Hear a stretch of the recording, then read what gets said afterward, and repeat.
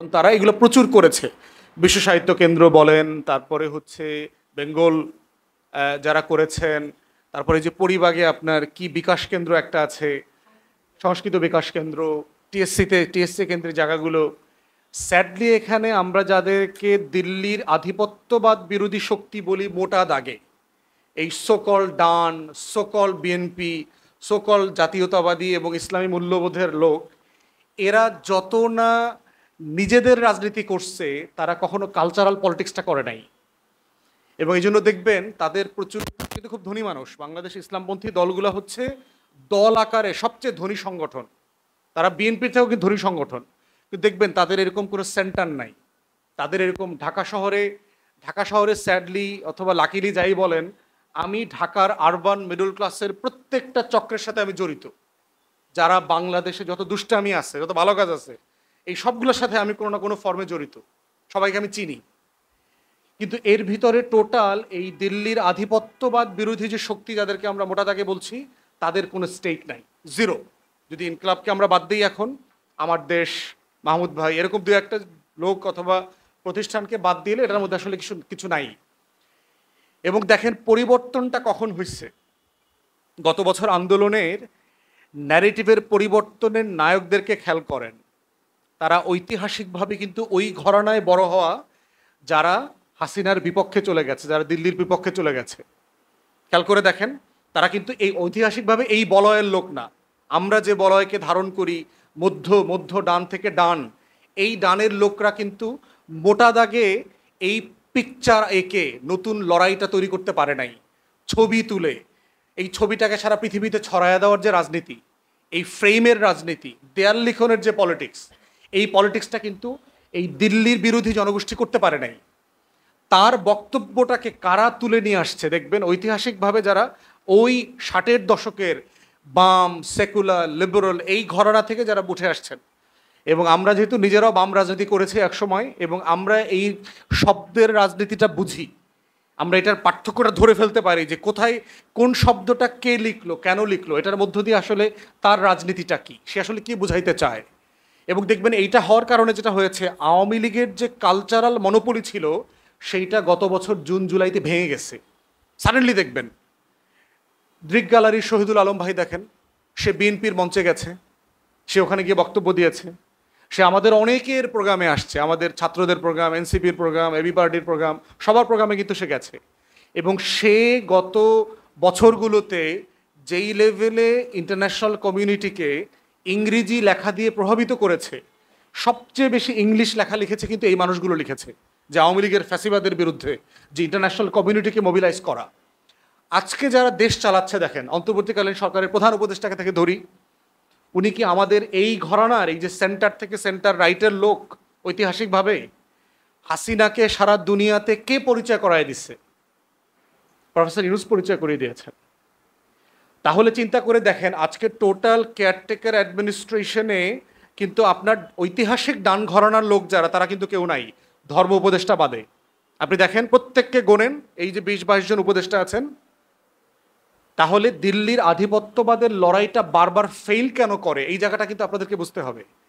আমরা যারা ডান ডমিনেন্ট অভ্যুত্থানের কর্মী, কারা গত বছর? ডান ঘরানার লোক। তো মধ্য থেকে ডান ঘরানার লোক নেতা বানাইছে কাদেরকে? মধ্য থেকে বাম ঘরানার লোকদেরকে। খেয়াল করেছেন আপনার আমাদের কালচারাল লড়াইয়ের গ্যাপটা কোথায়? যে আমরা যারা দিল্লির আধিপত্যবাদের লড়াইয়ের ঐতিহাসিক স্টেক হোল্ডার, তার লড়াইতে বিজয়ের পরেও বিজয় মাল্যটা দেবার মতো কোনো লোক নাই, যে এই মালাটা আমি কার গলায় পরায় দেব। এখন আমাকে খুঁজতে হয় যে এই বলয়ের ভিতরে সবচেয়ে ক্লোজ আমার কথা কে বোঝে, আমার লড়াইটাকে কে ওন করে। তাহলে এই যে কালচারাল হেজিমনির যে লড়াইয়ের ফেইলিয়ার, এই ফেইলিয়র থেকেই বারবার আওয়ামী লীগ, সিপিবি, বাম, কংগ্রেসের পলিটিক্স, গান্ধী পরিবারের পলিটিক্সটা উঠে আসে। এবং এখনও দেখেন এই যে মবের লড়াই, এই যে দেখেন মানে বয়ানের রাজনীতিটা বোঝা কত জরুরি। প্রতিদিন আমরা যারা প্রায় টকশোতে যাই, আমাদেরকে দেখবেন হুদাই মব নিয়ে প্রশ্ন করে। কিসের মব হয়েছে বাংলাদেশে? গত আওয়ামী লীগের 16 বছরে কোনো কোনো মাসে যা হয়েছে, এই 1 বছর 14 মাসেও তা হয় নাই। কিন্তু টক শোতে প্রত্যেক দিন প্রত্যেকটা চ্যানেলে এ নিয়ে আমাদের প্রেজেন্টারদের সাথে আমাদের চিলাচিলি করা লাগে। এবং এটাই হলো, এই জন্য হাদি যখন আমাকে জিজ্ঞেস করছে ভাই কী বিষয় নিয়ে কথা বলবেন, তা আমি চিন্তা করলাম আমি তো আসলে একাডেমিক লোক না, আমি কর্মী, রাস্তার মেঠো রাজনীতি করি। সেই রাস্তার রাজনীতি করবার জায়গা থেকে আমাদের এই যে ভিতরের লড়াই, মানে লড়াইয়ের পিছনে একটা লড়াই আছে, লড়াইয়ের ভিতরে একটা লড়াই আছে। অতএব এই পুরো লড়াইটাকে যদি কেউ না বোঝে লড়াইতে নামে, সে লড়াইতে জিতবে কিন্তু পুরস্কারটা ছিনতাই হয়ে যাবে। মানে আপনি দেখবেন, মানে আপনি 100 মিটার দৌড়ে ফার্স্ট হয়ে ওই পারে চলে গেছেন, রিবন ফিতা টাচ করছেন, কিন্তু প্রথম পুরস্কারটা আর দিবে না আপনাকে, আপনাকে খালি হাতে বাড়ি পাঠায় দেবে। বলবে যে তুমি দৌড় 1 সেকেন্ড আগে শুরু করছো, এত তাড়াতাড়ি দৌড়াইলা কেন, দৌড়াইবা পিছনের লোকটাকে এত পিছনে ফালাইতে হবে কেন, ওরে তো আরেকটু ওয়েট করতে পারতা। তুমি সবসময় এত এত দৌড়ানোর এই শিখলা কার কাছ থেকে? নিশ্চয়ই তোমার টিচারের সমস্যা আছে, টিচার মৌলবাদী, তোমার টিচার হুজুর ছিল, তাহলে তোমার এই দৌড়েটা অ্যাকসেপ্টেবল হবে না। তোমার বাবার নাম কি? বলে আমার বাবার নাম অমুক। জন্ম কোন সালে? বলে 1971 সালে। কোন পক্ষে ছিল? বলে তো পক্ষ জানি না। তাহলে তুমি নিশ্চয়ই রাজাকার ছিল না, তোমার এই দৌড়ে পুরস্কার দেওয়া যাবে না। বাংলাদেশের বয়ানগুলো খেয়াল করে দেখো তোমরা, অথবা আপনারা দেখেন যে এইভাবে একটা জিনিস প্রতিনিয়ত আমাকে ডিফেন্সিভ খেলতে হইতেছে কন্টিনিউয়াসলি। আমার উপর ইম্পোজ করা হয় যে আপনি তো আসলে খারাপ লোক। মানে হুদাই ভাই আমি খারাপ লোক কি করলাম? তাকে উল্টা প্রশ্ন করতেছি না, ভাই আপনি কবে ভালো মানুষ ছিলেন? এই জন্য টিভিতে 2-1 প্রেজেন্টারকে আমি গিয়ে বলছি, ভাই আমাকে লাইভে যদি বিব্রত করেন, আমি কিন্তু আপনাকে বেশ্যা না বানায়া স্টুডিও ছাড়বো না। Very clear. এই জন্য অনেক প্রেজেন্টার আমার চোখের দিকে তাকায় বলে, ভাই আপনারা দেখলে ভয় লাগে। আমি বলছি এটা তো খুব ভালো খবর। এই ভয়টা চাই আমরা দিল্লি পর্যন্ত পৌঁছে যাক, তাই না? শুধু আমার টকশোর প্রেজেন্টার আমারে ভয় পাইলে হবে না, হাদিরে ভয় পাইলে হবে না, এই ভয়টা দিল্লি পর্যন্ত পাইতে হবে, কলকাতা পর্যন্ত পাইতে হবে। আমি এখানে চোখ ডাঙালি দিলে যেন ওর আত্মা কাইপা যায়, এরকম হইতে হবে, না হলে এই দেশ স্বাধীন থাকবে না। তো এই জন্য হচ্ছে এই লড়াইটা বোঝা দরকার যে এই লড়াইটাতে কালচারাল যুদ্ধটা ছাড়া অন্য যুদ্ধটা হয় না। এই জন্য দেখেন ইসলামের ইতিহাসে যাই, পুরো মক্কি জীবনে আল্লাহ রাসূল সাল্লাল্লাহু আলাইহি ওয়াসাল্লামের উপরে যে আয়াতগুলো নাজিল হয়েছে, এই আয়াতগুলোর সামারি কি? তাওহীদ, রিসালাত, আখিরাত। এর ভিতরে দুনিয়া আছে, মানে আমি কিভাবে চলবো, মুআমালাত, আখলাক, শরিয়া, রাষ্ট্র, সমাজ, এর ভিতরে কিছু আছে? নাই। এই জিনিসটা কি আমরা কখনো বোঝার চেষ্টা করেছি? মানে মানে ওলামায়ে কেরামদের ওই বৈশা লেখাপড়া করার বাইরে এসে এটাকে বোঝার চেষ্টা করেছি যে কেন মক্কি জীবনের 13টা বছর একই কথা বারবার বলছে না? এই মরার পরে কিন্তু একটা জীবন আছে, এই জীবনটা কেমন হইব? বলে যে কাফেররা মুশরিকরা আসছে না, একটা হাড়ের টুকরা এনে এরকম আল্লাহ রসুলের সামনে গুঁড়া করে দিছে না? রসুলকে জিজ্ঞেস করতেছে, ইয়া মুহাম্মদ তুমি বলতেছো তোমার রব এই হাড়ের টুকরা থেকে আবার আমাকে জীবিত করবে? আল্লাহ রসুল তখন আল্লাহ তাআলা কি বলছেন যে হ্যাঁ করব। কিভাবে উদাহরণটা দিয়েছে? তুমি একসময় ছিলা কিনা? আমরা তো একসময় নাই ছিলাম, তাই না? আমরা একসময় ছিলাম না। তো বলে যে এই হাড়ের গুঁড়া থেকে তোমাকে ফিরায় নিয়ে আসা সহজ না, তুমি যখন ছিলা না, নাই ছিলা, সেখান থেকে তোমাকে সৃষ্টি করা সহজ? কোনটা সহজ? আল্লাহ তাআলা প্রশ্ন করতেছে কোরআনে যে আমি তো কঠিনটা করে ফেলছি, তাহলে এই সহজটা কেন করতে পারবো না? তাহলে এই টোটাল তাওহীদ, আখিরাত, রিসালাতের কনভারসেশনটা হচ্ছে কালচারাল ফাইট। মনে রাখতে হয় মক্কি জীবনে আল্লাহ রসুলের ফাইটটা ছিল কি? কোরাইশের মুশরিকি ব্যবস্থাপনার বিরুদ্ধে ফাইট। উনি কি মূর্তি ভাঙছে এই 13 বছর? মক্কার কাবা ঘরে যে মূর্তিগুলো ছিল এই 13 বছর উনি কোনো মূর্তি ভাঙছে? ভাঙে নাই তো। লোক ছিল না লুকায় চুকায় গিয়া দরজাটা ভাঙা সব মূর্তিগুলো ভেঙে দিয়ে আসতে পারতো না? ভাঙে নাই তো। কারণ মূর্তি কি শেলফে সাজানো মূর্তি ভাঙতে হবে, না মাথায় যে মূর্তিগুলো আছে এই মূর্তিগুলো আগে ভাঙতে হবে? মাথার মূর্তি আগে ভাঙতে হবে না? মাথার মূর্তি ভাঙার রাজনীতির নাম হচ্ছে কালচারাল ফাইট। ওইটা তাওহীদ দিয়ে ভাঙতে হবে, ওইটা রিসালাত দিয়ে ভাঙতে হবে, ওইটা আখিরাতের গল্প বলে ভাঙতে হবে। কারণ মাথায় যদি মূর্তি থাকে, শেলফে যদি মূর্তি নাও থাকে, তারপরও সে আল্লাহকে বিশ্বাস করতে পারবে না, তাই না? সে নতুন নতুন মূর্তি বানাবে অন্তরের ভিতরে, সে দুনিয়ার মূর্তি বানাবে, সে এই সম্পত্তির মূর্তি বানাবে, সে কাগজের মূর্তি বানাবে, সে অনেক কিছু বানাবে।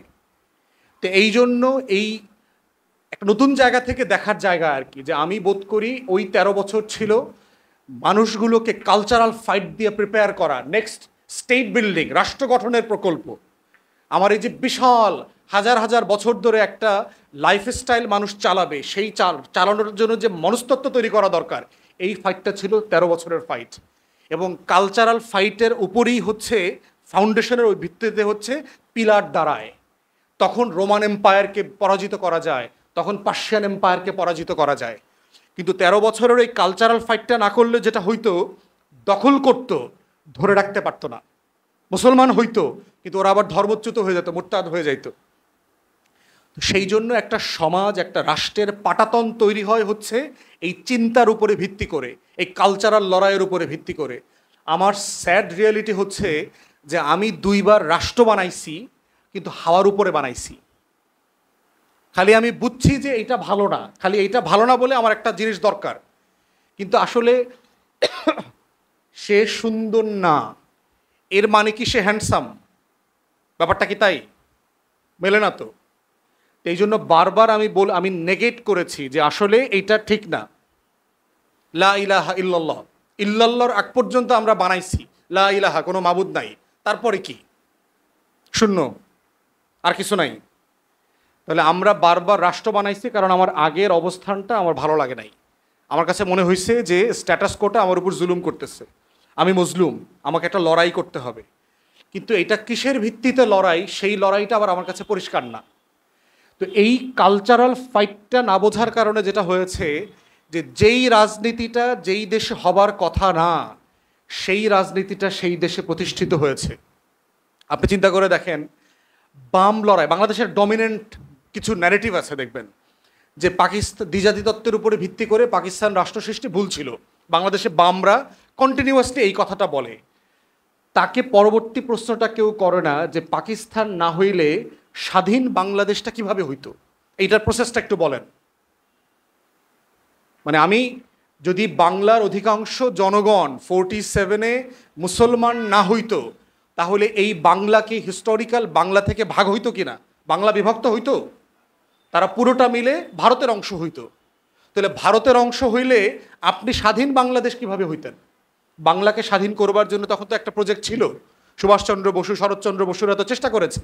শরৎচন্দ্র বসু, তারপরে কিরণ শঙ্কর রায়, সোহরাওয়ার্দী, এরা সবাই তো, আবুল হাশেম, এরা তো সবাই অবিভক্ত বাংলা করতে চাইছে। তারা তো সবাই মিলে জিন্নার কাছেও গেছে। জিন্না বলছে আমার কোনো আপত্তি নাই, আপনারা যদি একসাথে রাষ্ট্র থাকেন আমার কোনো আপত্তি নাই। তবে জিন্না সোহরাওয়ার্দী সাহেবকে এটাও বলে দিচ্ছে, এই রাষ্ট্র আপনারা বানাইলেও স্বাধীন রাখতে পারবেন না, আপনাদের খায়া ফেলবে ভারত। আর যখন শরৎচন্দ্র বসু গেছে আপনার কংগ্রেসের নেতাদের কাছে, তারা কি বলছে? বলছে না, এরকম রাষ্ট্র হবে না, বাংলা ভাগ করে দিব। তাহলে যারা এই বয়ানটা কায়েম করলো বাংলাদেশে, এবং বাংলাদেশে বলা হয় যে ভারত বিভক্তির জন্য দায়ী হইল জিন্না, দেখবেন এই ধরনের কথা বলে, ভারত কেন বিভক্ত হয়েছে এর জন্য দায় হইল মুসলিম লীগের। একদম এক্স্যাক্টলি অপোজিট ঐতিহাসিক রিয়েলিটি। বরং জিন্না চাইছে ক্যাবিনেট মিশন প্ল্যানের পরে যে এই রকম প্ল্যানে আমার কোনো আপত্তি নাই, এবং 3 পক্ষের সামনে, কংগ্রেস নেতা এবং ব্রিটিশদের সামনে, উনি 46-এ পাকিস্তানের ম্যাপ ছিঁড়ে ফেলাই দিচ্ছে। যে আপনারা যদি, এখন তো ওই আলোচনা ঢুকতে পারবো না, ক্যাবিনেট মিশন প্ল্যান ABC যে মডেলে তখন রাষ্ট্র একটা ফেডারেশন করার প্ল্যান করা হয়েছিল আমেরিকার মডেলে, এবং সেখানে ক্ষমতার ভারসাম্য থাকবে, প্রেসিডেন্ট এক ধর্ম থেকে হবে, প্রাইম মিনিস্টার এক ধর্ম থেকে হবে, স্পিকার এক জায়গা থেকে হবে, এবং এটা রোটেট করবে। এই প্রকল্প তো জিন্না মেনে নিয়েছে, মুসলিম মেনে নিয়েছে। নেহেরু রুমের ভিতরে মিটিংয়ে মেনে নিছে, বাইরে এসে প্রেস কনফারেন্সে বলছে যে আমি এই পরিকল্পনার সাথে একমত না। তাহলে ভারত বিভক্তটা কে করলো? ধর্মের ভিত্তিতে এই দেশটাকে তো কংগ্রেস ভাগ করেছে, মুসলিম লীগ করে নাই, জিন্না করে নাই। তাহলে অথচ দেখেন পুরো ন্যারেটিভটা কি চাপায় দিছে আমাদের উপরে, যে এই দ্বিজাতি তত্ত্বের উপরে পাকিস্তান বানানো ভুল সিদ্ধান্ত, মুসলিম লীগ জিন্নার কারণে এই সাম্প্রদায়িক রাজনীতি তৈরি হয়েছে, এই বক্তব্যটা হিস্টোরিক্যালি চালায় দিয়েছে। এবং এই বিশাল জনগোষ্ঠীর ভিতরে এইটাকে কাউন্টার করা, চ্যালেঞ্জ করা কোনো চেষ্টাই আমরা দেখলাম না। তাহলে চেষ্টা না করার মধ্য দিয়ে আপনি কি করেছেন? কংগ্রেসের যে ন্যারেটিভ, কংগ্রেসের বক্তব্যটা যেটা আমরা আমাদের মুখ থেকে এখন বানায় নিতেছি, করতেছি। তাহলে কংগ্রেসের বয়ান যদি আপনারও বয়ান হয়, তাহলে বাংলাদেশ আলাদা স্বাধীন রাষ্ট্র কিভাবে থাকে? এটার সাথে একটা যায় না তো, মানে একটা তো হিস্টোরিক্যালি একটার সাথে একটা কন্ট্রাডিক্ট করে। কিন্তু এই কন্ট্রাডিকশনগুলোই পলিটিক্সকে আমাদের এখানে এস্টাবলিশ করেছে বামপন্থীরা, সিপিবি পার্টিকুলারলি। এবং সিপিবি কখনোই বাংলাদেশের রাজনীতি করে নাই। এই কমিউনিস্ট পার্টি ঐতিহাসিকভাবেই খুবই লো কোয়ালিটির পার্টি, কিন্তু এগুলো আপনারা যদি সিপিবির পলিটিক্সটা পড়েন, এরা কেউই মার্কসের লিটারেচার পড়ে নাই।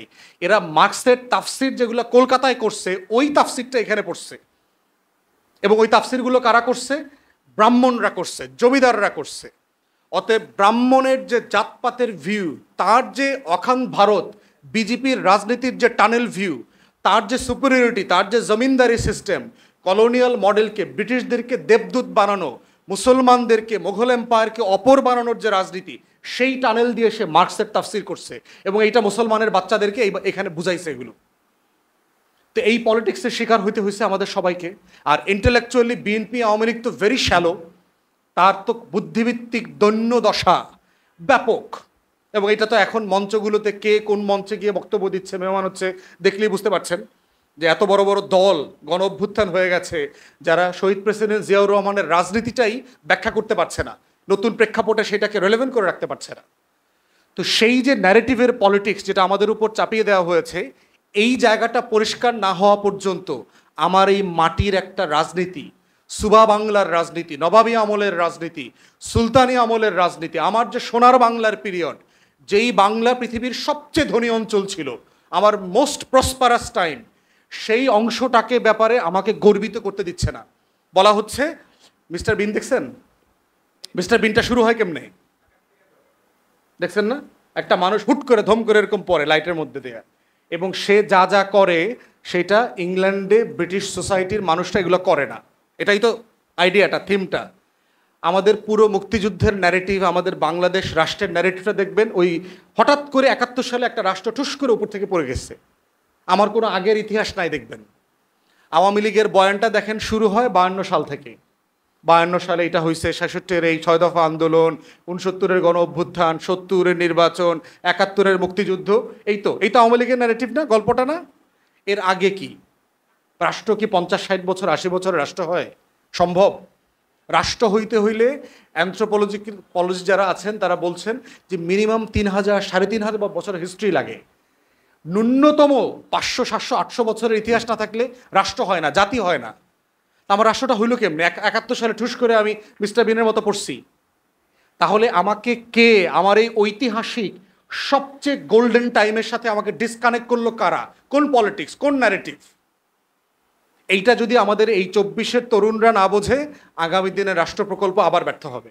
আমরা আবার দিল্লির প্যাটার্নে ঢুকে যাব। এখনও দেখেছেন না যে কেন বিএনপি 72-এর সংবিধানের ফ্রেম থেকে সে বের হইতে চায় না, অথচ এই ফ্রেমটা জিয়াউর রহমানের রাজনীতির সাথে কন্ট্রাডিক্ট করে, চুপ্পুকে সরাইতে চায় না। সে গণ অভ্যুত্থানকে জুলাই ঘোষণাপত্রে এবং জুলাই সনদের ভিতরে আনতে চায় না, সেটাকে খুব ছোট করে রাখতে চায়। এবং এইটা করার মধ্য দিয়ে যে জাতীয়তাবাদী রাজনীতিটা নষ্ট হয়ে যাচ্ছে, যেটা তো আলটিমেটলি বিএনপি লিড করতেছে, যেটা আমরা বারবার বলছি যে আপনাকে এটা কারেকশন করতে হবে, কারণ এতে শহীদ প্রেসিডেন্ট জিয়াউর রহমানের যে রাজনীতি সেটা ক্ষতিগ্রস্ত হচ্ছে। এবং এটা ক্ষতিগ্রস্ত হলে আমরা কালেকটিভলি সবাই ক্ষতিগ্রস্ত হব। দিল্লির আধিপত্যবাদের বিরুদ্ধে যে লড়াই, এই লড়াইটা তো বাংলাদেশে জিয়াউর রহমানই মেইনলি লড়েছেন। অতএব তার দলও তার রাজনীতিটাকে ওন করতে চায় না, সে ঘুরায় ফিরে খালি তার কেবলা বদলায় চুপ্পুর বাড়ি চলে যেতে চায়, খালি 72-এর বইতে চলে যেতে চায়, তারে 106-এর যে মানে এনভেলপ এই খামের ভিতর তাকে ঢুকাই দিচ্ছে। অতএব এই রাজনীতিটা হচ্ছে ন্যারেটিভের পলিটিক্সে সে বারবার হেরে যাচ্ছে, এবং এগুলোর মধ্য দিয়েই হচ্ছে বারবার এই আওয়ামী সোকল্ড আওয়ামী বাম, এই দিল্লির আধিপত্যবাদী যে ন্যারেটিভ, এইটা স্পেস করে নেয়। এখন এইটা বলার মানে কি আমরা বলছি যে বাংলাদেশের সেকুলার লিবারাল ফোর্স থাকবে না? অবশ্যই থাকবে, নিশ্চিত থাকতে হবে। যে আমার রাজনীতির সাথে একমত না, অবশ্যই সমস্যা নাই, কিন্তু আমার দিল্লির আধিপত্যবাদের যে ন্যারেটিভ, এই ন্যারেটিভটা ভেঙে নতুন বাংলাদেশপন্থী ন্যারেটিভ, আমার মাটির সাথে আমার 800 বছরের লড়াইকে কানেক্ট করতে হবে। আমি 71 সালে ঠুস করে পইরা আমরা রাষ্ট্র হই নাই, আমার শত শত বছরের লড়াই আছে। ইখতিয়ার উদ্দিন মোহাম্মদ বিন বখতিয়ার খেলজি থেকে শুরু করে আমার শত শত বছরের লড়াই আছে, এবং দিল্লিকে পরাজিত করার লড়াই আছে আমার। তাহলে যেই মাটি দিল্লিকে পরাজিত করছে, দিল্লি শাসকদেরকে বাধ্য করছে সন্ধি চুক্তি করতে, এবং আমার এই দিনাজপুরের এলাকাতে এইখানে ফোর্টের যুদ্ধেতে সে পরাজিত হয়েছে দিল্লির এম্পায়ার। এইটা যেই জাতির এত গর্বের, সেই গর্বের প্রত্যেকটা জায়গা থেকে এই জাতির জেনারেশনকে ডিসকানেক্ট করে ফেলছে। হিস্ট্রির ভিতরে কিচ্ছু নাই যে ইতিহাস পড়লে একটা মাটির সন্তানরা বুক ফুলায় বলতে পারে yes I M A son of Bengal, আমি একজন বাংলার সন্তান, এই কথাটা বলতে পারে। এই গর্বের কোনো ইতিহাস নাই। ইভেন ৭১-এর ইতিহাসের ফ্রেমিংটা দেখেন, আমাদের ৭১-এর গল্পগুলো যখন আওয়ামী লীগের লোকজন বলে দেখবেন খালি কান্দে। ৭১ সালে আমার ৩০ লক্ষ লোক মারা গেছে, ২ লক্ষ পাবো নির্যাতিত হয়েছে, ৭১ সালে আমার এইটা হচ্ছে সম্পত্তি।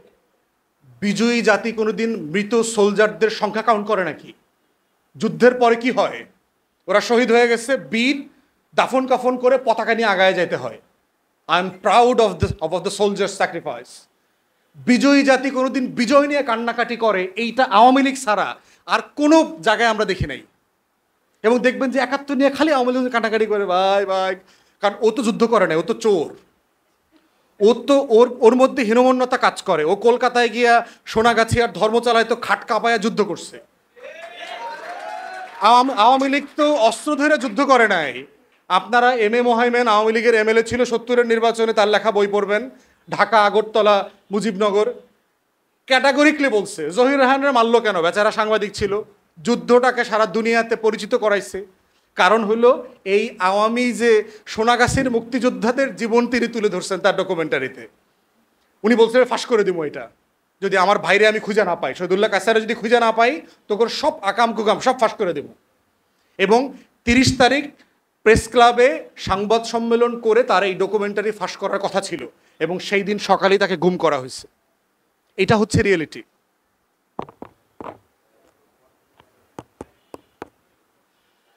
তা আমরা বারবার যেটা বলার চেষ্টা করতেছি যে আমার মুক্তির লড়াইয়ের এই বারবার জায়গাগুলো বোঝা। এখন আমরা বলছি যখন যে রাজনীতিতে বয়ান, এই জায়গাটা কেন জরুরি, প্রশ্ন করতে পারাটা কেন জরুরি? বয়ান বলতে আমরা আসলে বুঝাইটা কি? যারা কোরআন পড়েন তারা জানেন, সূরা রহমানে আল্লাহ তাআলা বয়ানের কথা বলছেন না? এখানে মাদ্রাসা ছাত্ররা হয়তো আছেন। বয়ান জিনিসটা আসলে কি? আমরা তো এই শব্দটা প্রচুর বলি এখন। বয়ান বলতে আসলে আমরা কি বুঝাই? বয়ান বলতে বুঝাই আসলে একটা গল্প। একটা জাতি কিভাবে তৈরি হয়, একটা গল্প লাগে একটা জাতি তৈরি করতে। আপনারা যদি ব্রেভ হার্ট কেউ দেখে থাকেন স্কটিশ ইন্ডিপেন্ডেন্সকে নিয়ে, দেখবেন যে স্কটিশ ইন্ডিপেন্ডেন্সের একটা গল্প আছে, এবং গল্পটা কিভাবে তৈরি হয়। আমার যে লড়াই, শত শত বছরের মুক্তির লড়াই, আজাদির লড়াই, এই গল্পটার অনেকগুলো উপকরণ লাগে। আমরা এই উপকরণগুলোর যোগফলের নাম হচ্ছে বয়ান। এখন বয়ান কোনটা ধরেন, বয়ান হইতে হইলে কি কি উপকরণ লাগে? বয়ান হওয়ার প্রথম উপকরণ হচ্ছে বয়ানে কিছু ব্যক্তি লাগে যারা ওই জাতির হিরো আকারে প্রতিষ্ঠিত হয়, যারা একটা ক্রিটিক্যাল টাইমে লিডারশিপ দেয়। বয়ানের প্রথম উপকরণ ব্যক্তি লাগবে, মনে রাখবেন। দ্বিতীয়ত হচ্ছে বয়ান তৈরি করার দ্বিতীয় উপকরণ হচ্ছে ঘটনা। থার্ড হচ্ছে সাল, সময়। ফোর্থ হচ্ছে গল্পটা কিভাবে বলছেন। একটা গল্প অনেকভাবে বলা যায় না? আওয়ামী লীগের লোকরা যারা যুদ্ধ না কইরা মুক্তিযোদ্ধা, ওরে যখন 5 বছর বয়সে মুক্তিযোদ্ধা ভাতার জন্য ইন্টারভিউ করতেছে, ওরে জিজ্ঞাসা করতেছে অস্ত্র কেমনে ধরতে হয়, তো সে এই নালাটা আছে না যেটা দিয়ে গুলি বাইর হয়, এটারে এর দিকে দিছে, বুকের দিকে দিছে, দিয়া ওই পাশে দিছে, দিয়া বলছে স্যার এটা এমনি দিতে হয়। তো বলতেছে গুলি কর, বাট এখন করলে কিন্তু তোর বুকে লাগবে। ব্যাপারটা তাই না? তাহলে এখন হচ্ছে যুদ্ধের গল্পটা কিভাবে বলতেছে তার উপরে কিন্তু ডিপেন্ড করতেছে আসলে সে যুদ্ধ করছে কিনা। তাহলে ৭১ সালকে কিভাবে বলা হচ্ছে, ৭১ সালের এই যে আওয়ামী লীগের একটা গল্প আছে, আবার ৭১ সালকে বিএনপি কিভাবে বলে। বিএনপির একটা ব্যাখ্যা তাফসির আছে না ৭১ সালের, যে যখন দেশ নেতৃত্বহীন ছিল, শেখ মুজিব 25শে মার্চের রাতে পালায়া চলে গেছে, প্রধানমন্ত্রী হইতে না পারার ব্যর্থতা মেনে নিতে পারে নাই, দেশের ভিতরে কোনো নেতৃত্ব ছিল না, এই সময় এরকম অকাল অন্ধকারের আমাবস্যার ভিতর থেকে মধ্যরাতে এক অচেনা মেজর এসে মাইকে বললেন যে আই রিভোল্ট। বিএনপির একটা বয়ান আছে না, সারা পৃথিবী তাকায় ছিল যে বাংলাদেশ এখন কি হবে। এই ক্র্যাকডাউনের ভিতরে এসে যে প্রতিবাদ করলেন সেই লোকটার নাম হচ্ছে আমি মেজর জিয়া বলছি, যুদ্ধ হবে। প্রথমবার নিজের নামে ঘোষণা দিয়েছে, তারপরের বার শেখ মুজিবের নামে ঘোষণা দিয়েছে এবং সে যুদ্ধ ডিক্লেয়ার করলো। তাহলে এই যে ধারাবাহিকতা, যে এটার মধ্য দিয়ে জিয়াউর রহমান স্বাধীনতার ঘোষক হিসাবে আবির্ভূত হলেন এবং তার নেতৃত্বে ৭৫ পরবর্তী বাস্তবতায় যেটা হয়েছে, দিল্লির আধিপত্যবাদ বিরোধী যে রাজনীতি, সেই রাজনীতির ফাউন্ডেশন উনি তৈরি করেছেন। যে দিল্লিকে বাইরে রেখে দেশপ্রেমিক সকল শক্তিকে নিয়ে একটা রাজনীতির ফেনোমেনা তৈরি করতে হবে এবং সেই ফেনোমেনার ভিতরে সব রাজনীতি থাকবে।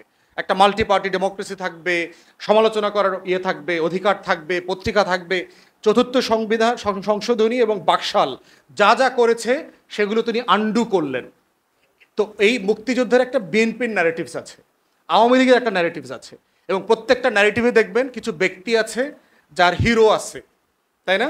আওয়ামী লীগ হলো শেখ মুজিবরে বেচে এবং শেখ মুজিবরে বেচতে গিয়া সে অন্য যত নায়ক আছে সবাইকে আবার নাই করে দিয়েছে। তাহলে যে যুদ্ধ করে নাই, যে পালায়া গেছে, যুদ্ধের সময় যে নেতৃত্ব দেয় নাই, তার নামে একটা কাল তৈরি করতে হয়েছে এই যুদ্ধের গল্পটা বানানোর জন্য। এবং এই কারণে দেখবেন যে মুক্তিযোদ্ধা কোন দলে বেশি, আওয়ামী লীগে বেশি না বিএনপিতে বেশি? কোথায়? বিএনপিতে বেশি। প্রতীকধারী, খেতাবধারী মুক্তিযোদ্ধা সংখ্যা যদি দেখেন সেক্টর কমান্ডার থেকে শুরু করে, বিএনপিতে মুক্তিযুদ্ধের সংখ্যা অনেক বেশি। কারণ আওয়ামী লীগ তো মুক্তিযোদ্ধার দল না, এটা হলো ছ্যাঁচড়া টাউট বাটপার ডাকাইতের দল। আমার বাবা তো মুক্তিযোদ্ধা ছিল, এলাকার যত ডাকাতি হয়েছে ৭১ সালে এর 90%-এর সাথে আওয়ামী লীগের লোকজন ধরেছিল। এবং আমার বাবার কাছ থেকে শুনছি এলাকার আওয়ামী লীগের ডাকাতদেরকে আইনা গাছের সাথে বাইন্দা পিটাইতো, তখনকার দিনের বিচার ছিল। সোনাদানা চুরি করতো, হিন্দু বাড়িতে ডাকাতি করতো, এগুলো সব আইনা তাদেরকে আবার উদ্ধার করে দিতে হইতো।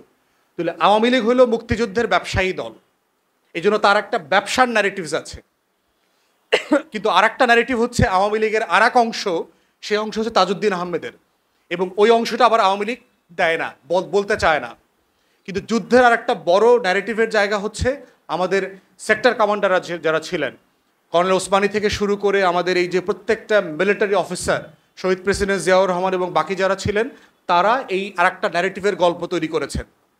এখন দুইটা গল্পেরই প্রবলেম হচ্ছে, এই দুইটা গল্পই ৭১-কে ছাপায় যেতে পারে না। দুইটা গল্পের লিমিটেশন হচ্ছে যে ৭১-এর আগে যে আমার শত শত বছরের এই মাটির লড়াই আছে, এই লড়াইটাকে সে আনতে পারে না। দুইটা গল্পের লিমিটেশন হচ্ছে সে ব্রিটিশ বিরোধী আন্দোলনে এই বাংলার মানুষের যে ভূমিকা, স্যাক্রিফাইস, ইভেন আপনার এই যে আফগান সীমান্তে ব্রিটিশদের সাথে যে যুদ্ধ হয়েছে, বাংলাদেশের মহিলারা সোনা দানা হাজারে হাজারে লাখে লাখে ভরি সোনা দান করে দিয়েছে। সেই এই যে আহমদ শহীদ সাহেবদের, আহমদ বেরলভিদের সাথে যে যুদ্ধ যে শত্রুদের সাথে করেছেন, ব্রিটিশদের সাথে করেছেন, বাংলার এই বিশাল হিস্ট্রি আছে, কন্ট্রিবিউশনের জায়গা আছে। তারপরে চিটাগংয়ের যে সিপাহী ছিলেন রজব আলী খান, হাবিলদার রজব আলী খান, ওনার নেতৃত্বে যে প্রথম ব্রিটিশ বিরোধী সিপাহী বিদ্রোহ শুরু হয়েছে। অত এই বাংলার এই যে লড়াইগুলো আছে, এইটা কখনোই ৭১ ছাপায়া যায় না। একটা জাতির হিস্ট্রি তৈরিতে এই যে চেইন দেখছেন না, শিকল কি করে, একটা শিকলের সাথে আর একটা এরকম আটকায় থাকে না। লঞ্চ থামায় দেখছেন না, লঞ্চ থামায়, জেটি থামায়, গাড়ি থামায়। রাষ্ট্রটা, জাতিটা এইভাবে তৈরি হয়, জেনারেশনের সাথে জেনারেশন ট্যাগ করে। কিন্তু বাংলাদেশ রাষ্ট্রটাকে যেভাবে তৈরি করা হয়েছে যে আমার ৭১-এর আগে আমার আর কোনো অতীত নাই, আমার গর্ব করবার মতো আর কোনো গল্প নাই। নবাব সলিমুল্লাহ ঢাকা বিশ্ববিদ্যালয় করলেন, নবাব সলিমুল্লাহর বাড়ি কই ছিল, কোথায় ছিলেন তিনি? তিনি কোন এলাকার নবাব ছিলেন? ঢাকা বিশ্ববিদ্যালয়, বুয়েট, মেডিকেল, এই আশেপাশে যা আছে, কার জমিতে এগুলো? ৬৫০ একর জমি দান করছে। তো আজকে যারা ঢাকা বিশ্ববিদ্যালয় পইরা এইখানে দিল্লির আধিপত্যবাদের রাজনীতি করে, বাম রাজনীতি করে, জমিনদারির পক্ষের রাজনীতি করে, ওরা কার টাকায় লেখাপড়া করছে? স্কলারশিপ দেয়, কার টাকায় স্কলারশিপ দেয়? ওই লোকটার নাম কি? দানশীল, কি নাম? হাজী মোহাম্মদ মহসিন। এই যে আমাদেরকে 5-এ এটা স্কলারশিপ দেয়, এই স্কলারশিপের টাকার অরিজিন কোত্থেকে আসছে? এখন তো সরকার দেয়। হিস্টোরিক্যালি এই যে মুসলমান ছেলে মেয়েদেরকে ক্লাসে ক্লাসে বৃত্তি দিয়ে, কৃষক পরিবারের ছেলে মেয়েরা তো পড়ালেখা করতে চাইতো না। ও কি সকালে ধান খেতে যাবে না স্কুলে যাবে? ওর তো একটা পেটের লড়াই আছে। হাজী মোহাম্মদ মহসিনের মতো মানুষরা এখানে টাকা দিয়ে দিয়ে মুসলমান ছেলে মেয়েদেরকে পড়াইছে। তাহলে ওর লড়াইটা কোথায়? আমি এমনি এমনি রাষ্ট্র হয়ে গেলাম? তাহলে বাংলাদেশের ইতিহাসের সাথে ঢাকা বিশ্ববিদ্যালয়টা একটা বড় ইতিহাস না? নিখিল ভারত মুসলিম লীগের সম্মেলনটা 4 সালে কোথায় হয়েছিল? সারা ভারতবর্ষের মুসলমানরা কোথায় একত্রিত হয়েছিল? এই শাহবাগে। এই যে আজকের আপনার মধুর ক্যান্টিন থেকে শুরু করে যে পুরো অঞ্চল, এটা ছিল বাগানবাড়ি, এইখানে সম্মেলন হয়েছে শাহবাগ থেকে শুরু করে পুরো অঞ্চলের ভিতরে। তাহলে মুসলিম লীগের ইতিহাস কেন আলোচনায় নাই? পাকিস্তান আন্দোলন, লাহোর প্রস্তাব, এই যে প্রত্যেকটা স্টেজের সাথে স্টেজকে কানেক্ট করা, এই কানেক্ট করার রাজনীতিটাই হচ্ছে আমরা বলছি বয়ানের রাজনীতি। এই জন্য আমরা যখন 24-এ আওয়ামী লীগকে পালাতে বাধ্য করছি, এইটাকে শুধুমাত্র একটা সরকার পতনের আন্দোলন হিসাবে দেখানোর চেষ্টা করা হচ্ছে না? আওয়ামী লীগকে যারা ফিরায় আনতে চায় তারা 2টা এক্সাম্পল বলে ইদানিং দেখবেন আমাদেরকে ইনডোর মিটিংগুলোতে। শ্রীলঙ্কাতে রাজাপাকসের বিরুদ্ধে আন্দোলন হয়েছে না 2-3 বছর আগে? রাজাপাকসে ফিরে এসে নির্বাচন করছে না? হাসিনা কেন আওয়ামী লীগ কেন নির্বাচন করতে পারবে না? যৌক্তিক প্রশ্ন তো। প্রশ্ন শুনলে যৌক্তিক মনে হয় না? যে ওই যে একটা মেয়ে বলছে না কদিন আগে যে আমি তো ডাকসুরে মনে করছিলাম এটা ক্যান্টিন। এইরকম যদি শিক্ষিত ভদ্র মানুষ থাকে বাংলাদেশে, এই প্রশ্নটা শুনে তাজ্জব হয়ে যাবে না? যে হ্যাঁ, শ্রীলঙ্কায় রাজাপাকসের বিরুদ্ধে আন্দোলন হয়েছে, বেচারা চলে গেছে, আবার 2.5 বছর পর কেয়ারটেকার হয়েছে, উনি এসে আবার নির্বাচন করছে, সমস্যা কোথায়? তারপরে ইন্দোনেশিয়াতে সুহার্তোর ছেলে, ইন্দোনেশিয়া না তো ফিলিপাইনে, সুহার্তোর মার্কোসের পতন হয়েছিল না? মার্কোসের জুনিয়র আইসা কয়দিন আগে গত বছর প্রেসিডেন্ট হয়েছে না নির্বাচনে? তো হইতে পারবে তো, সমস্যা কই? কি কখনো ভাবছেন আপনারা আওয়ামী লীগ কেন আসতে পারবে না? মানে তাকে না আসতে পারার কারণটা কি? এবং আপনি যদি জুলাইয়ের ঘোষণাপত্র পড়েন, 24 কি মনে হয়? এই কিছু ঢিল পালাপালি হয়েছে রয়েছে, এখানে সেখানে কিছু ঝামেলা হয়েছে রয়েছে, এই সরকার 1-2টা গুলি করছে, 1-2টা মানুষটা এখানে সেখানে মারা গেছে। ব্যাপারটা এরকম না? জুলাইয়ের ঘোষণাপত্র পরে এরকম মনে হয়েছে না? তাহলে খেয়াল করতেছেন যে একটা ঘটনার ইন্টেন্সিটি, এটার পাঞ্চ পাওয়ার বলে আর কি, যে আপনি একটা মানুষকে কত পাঞ্চে মারলে তার কয়টা হাড় ভাঙবে, ইন্টেন্সিটিটা লো করে ফেলছে। আমার গণ অভ্যুত্থানটা যে স্কেলে হয়েছে, যে ইন্টেন্সিটিতে হয়েছে, এইটাকে খুবই ছোট করে নিয়ে আসতেছে। ছোট করে আনতে আনতে এমন হয়েছে যে কোনো কোনো দল এইটা 75-এর নভেম্বর মাসে নিয়ে গেছে। মানে এইটা যে আমার এখানে শত শত বছরের একটা গুরুত্বপূর্ণ লড়াই, সেইটাকে আমার 90-এর থেকে ছোট করে ফেলছে। এইটা ওই যে নিরাপদ সড়ক চাই আন্দোলন, এই ভ্যাট বিরোধী আন্দোলন, এই কোটা বিরোধী আন্দোলন, এরকম একটা জিনিস হয়েছে, কিছু লোক মারা গেছে, দেশের স্থিতিশীলতার স্বার্থে এই সেনাবাহিনীর প্রধান উনি দেবদূত আকারে হাজির হয়েছেন। উনি এসে হাসিনাকে রিকোয়েস্ট করছেন, আপা আপনি আপাতত একটু হলিডেতে যান, আমরা ওইখানে হলিডে রিসোর্ট আপনার জন্য বুক করে রাখছি, দিল্লিতে দোতলা বাসায় গিয়ে থাকবেন, আপনি পরিস্থিতিটা ঠান্ডা হয়ে যাক, আপনি রাজাপাকসের মতো আবার এসে আগামী বছর নির্বাচন করবেন। এই কোনো সমস্যা হয়নি। বক্তব্যটা এরকম না? খেয়াল করছেন টোটাল বয়ানটা কিভাবে করতেছে? হ্যাঁ, মানে বিশ্বাস করে ইউনুসকে দিছিলাম দায়িত্ব, কেউ দেখি মব ঠেকাইতে পারে না, এই আবার খুন খারাপি। সুশীলরা বলা শুরু করছে না আইন শৃঙ্খলা পরিস্থিতির এত খারাপ অবস্থা 16 বছরেও নাকি ছিল না। খেয়াল করছেন? হ্যাঁ, কি লাভ হইলো? জিনিসপত্রের দাম বাড়তেছে, বিদেশি বিনিয়োগ আসতেছে না, চাকরি বাকরি হচ্ছে না, পুলিশের নিরাপত্তা দিতে পারতেছে না। তো আগেই তো ভালো ছিলাম, তাই না? এমন রাষ্ট্র কি চেয়েছিলাম, তাই না? ব্যাপারটা এরকম, এমন রাষ্ট্র কি চেয়েছিলাম? এই রাষ্ট্রের জন্য কি 1400 মানুষ জীবন দিল? এত জীবন দেওয়ার পরও আওয়ামী লীগ নির্বাচন করতে পারবে না? কেমন সম্ভব? কিভাবে সম্ভব? এত রক্তের পরও একটা সেকুলার পলিটিক্স এখানে থাকবে না? এত রক্তের পরেও বাংলাদেশে মুক্তিযুদ্ধের পক্ষে শক্তি সে রাজনীতি করতে পারবে না? এত মানুষ এই কারণে জীবন দিয়েছে, কয়দিন পরে এইটাই বলবে যে এত শহীদ রক্ত, এত ছাত্রলীগের নেতাকর্মী গত বছর জীবন দেওয়ার পরে আওয়ামী লীগ রাজনীতি করতে পারবে না, সেটা কিভাবে সম্ভব? খেয়াল করছেন? এই বয়ান যদি আমরা এখন থেকে চ্যালেঞ্জ না করি, এইটা যেতে যেতে আওয়ামী লীগ ভারত মিলে, বামপন্থীরা মিলে এমন জায়গায় নিবে, সাদেক কায়ুমরে তো অলরেডি পাকিস্তানি বানাই ফেলছে না? হাদিরে অলরেডি পাকিস্তানি বানাই ফেলছে না? আমারও তো প্রতিদিন ফ্লাইটে পাকিস্তানে পাঠায় দেয়।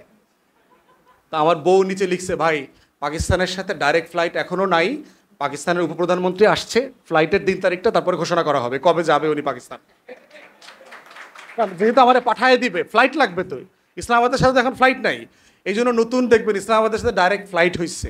তো নিচে আবার একজন লিখছে, ভাই এই যে আপনারে পাকিস্তানে পাঠানোর জন্যই বাণিজ্য মন্ত্রী আইসা সরাসরি ইসলামাবাদে ডাইরেক্ট ফ্লাইটের চুক্তি করে গেছে, আমারে হাদিরে হাসনাত্রে সবারে পাকিস্তান পাঠাই দিব। তাহলে এই রাজনীতিটা খেয়াল করে দেখেন, আওয়ামী লীগ মুক্তিযুদ্ধ না করে মুক্তিযুদ্ধের টোটাল মালিকানা যদি নিতে পারে, বিশ্বাস করেন যদি আপনারা সতর্ক না থাকেন, 24-এর আন্দোলনের মালিকানা আওয়ামী লীগ দিল্লি রেজিস্ট্রেশন করে নিয়ে নিবে। নিশ্চিত থাকেন যে আওয়ামী লীগের রাজনীতি করবার জন্য মুক্তিযুদ্ধের সপক্ষের 1400 মানুষ জীবন দিছে শুধু শেখ হাসিনাকে ফেরায় নিয়ে আসার জন্য। এই বিএনপি জামাত এই সেনাবাহিনী মিল্লা হেরে দেশ থেকে পাঠাই দিছে। ইতিমধ্যে দেখছেন না ছাত্রলীগের গুন্ডা পান্ডাও এই আহত নিহত শহীদের তালিকায় ঢুকে গেছে, হেলমেট বাহিনীর প্রচুর সদস্য ঢুকছে না? তো এটা কয়দিন পর তো প্রকাশ করবে। হ্যাঁ, ওই যে সাদেক কায়ুম ছাত্রলীগের অমুক কমিটিতে ছিল, ফরহাদ অমুক কমিটিতে ছিল, এরাই তো আন্দোলন করছে। 20 বছর পরে মানুষের মেমোরি ফেড হয়ে যাবে না গ্র্যাজুয়ালি?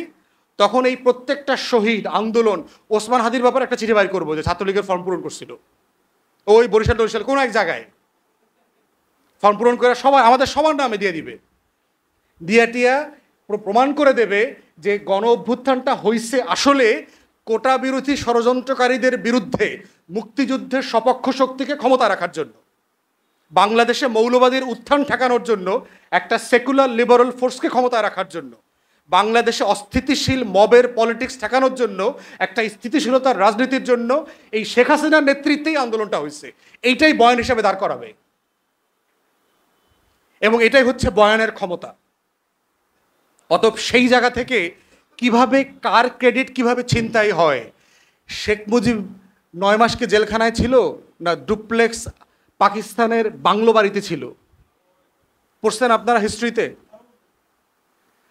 তার কুকের ইন্টারভিউ আসছে না, তারা যে রান্না করে খাওয়াইতো, পড়ছেন আপনারা? দেখছেন ইন্টারভিউতে? উর্দুতে আছে, ইংলিশে আছে, ইন্টারভিউগুলো পড়বেন। শেখ মুজিবকে যে রান্না করে খাওয়াইতো, কি ধরনের প্রিজনারের জন্য আলাদা কুক পর্যন্ত দেওয়া হয় যিনি বাঙালি খাবার রান্না করতে পারেন। ধরেন আমি সাটগাঁয়ের লোক, জেলে গেলাম, বাইরে কইলাম যে ভাই ডিভিশন দিবেন, লগে সাটগা থেকে ওই মেজবানি খাবার দাবার রান্না করতে পারে এরকম একটা শেফ দিতে হইব, দিয়ে দিল। ব্যাপারটা কেমন হলো? আমি জেলে থাকলাম, ব্যাপারটা এরকম? হ্যাঁ, প্রতিদিন পত্রিকা আসতেছে, পত্রিকায় খবর পড়তেছে, জানে না কি হইতেছে আবার পত্রিকা পড়ার পরে। মানে বয়ানটা দেখেন, মানে সে যে পুরো জাতিকে নিরস্ত্র রেখে পালায়া চলে গেছে একটা জাতিকে, কত বড় মানে কাপুরুষ। এই কাপুরুষকে আমার মুক্তিযুদ্ধের জনক বানাইছে, তাকে